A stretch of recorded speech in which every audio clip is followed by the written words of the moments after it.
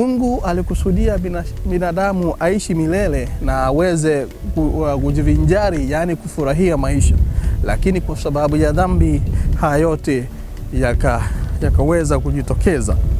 Sasa kuna maradhi yanayojulikana kama korona ambayo yamekuja hivi karibuni, lakini nataka nikujulishe mambo mawili matatu ambayo wastahili kujua kwa ajili ya maradhi ama ugonjwa huu ambao umesumbua wengi hapa duniani. Jambo la kwanza, nawa mikono. Jambo la pili, nawa mikono, na jambo la tatu, nawa mikono. Hilo ni jambo la muhimu sana.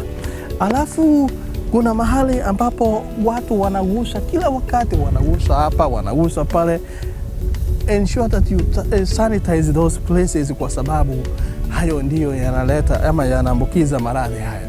Na jambo la mwisho mpendwa, wakati ambapo unavuta unapakuza pua lako, labda you sneeze, usitumie mkono, tumia sehemu hii ya mkono ili uweze the elbow, ili uweze kuzuia maradhi kama haya. Na ukiona kuna wakati uko karibu na watu ambao wengine wanakohoa, wengine ni wagonjwa, jihadhari kukaa pamoja nao. Hadi wakati mwingine, ni Urina Otiri, nitazidi kukujulisha ndani ya abagushiglobal radio.com.